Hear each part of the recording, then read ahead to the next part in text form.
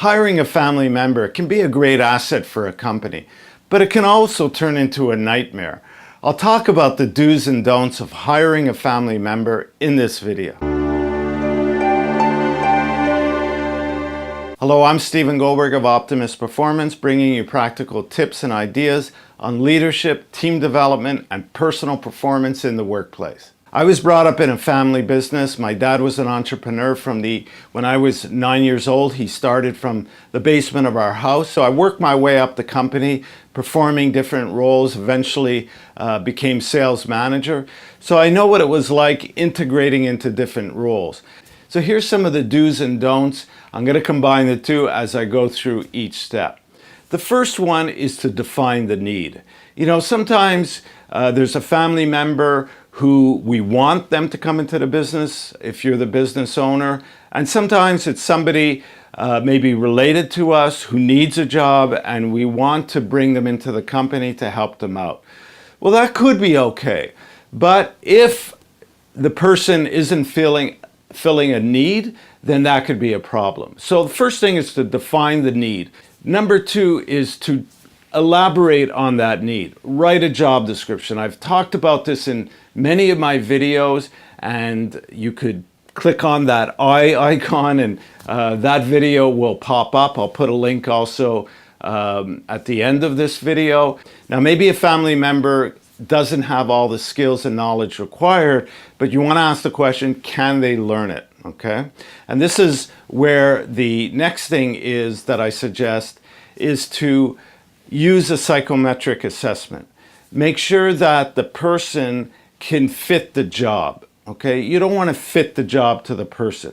I mean, that sometimes happens where if you want to help out the person, or if it's a offspring, son or a daughter, you want to design a job for them to integrate into the company. But generally, you want to fit the person to the job, and a psychometric assessment will help you be more objective and learn more about the person. What are their strengths? What are their weaknesses? What are their personality attributes, their thinking style, their interests, and how does that fit to the job?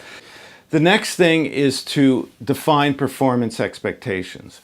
Where do you expect the person to be in 30, 60, 90 days? Obviously, for most jobs, that's a ramp-up period, depending on the background of the person. And then the next thing is to define or work out a training plan. So what training, coaching do you need to provide the person so that they can meet those expectations and fulfill the tasks and the responsibility that's in the role description? Another thing is to make it a rule to keep work discussions at work and not to bring it home to the family, to the dinner table, where you're just going to bring added stress. You know, most problems should be able to be worked out at work, and you don't have to carry on that conversation at home. The next thing is to make sure that you pay the person fairly and equitably. In other words, for the work they're doing, pay them what you would pay anybody else. Don't pay them more, don't pay them less. If you pay them more, it may seem like favoritism. If you pay them less, it means you don't value them enough, or they're not worth what they think they may be worth or what the market is, and that could affect their self-esteem.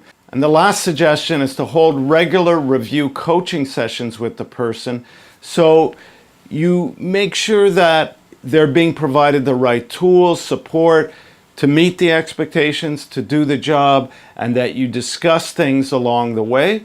So these are my recommendations for hiring a family member, but of course it applies to anybody because they're really best practices. If you do these in the hiring process, you're going to be successful, and so will the person, and the organization will benefit as well. I hope you find these tips useful.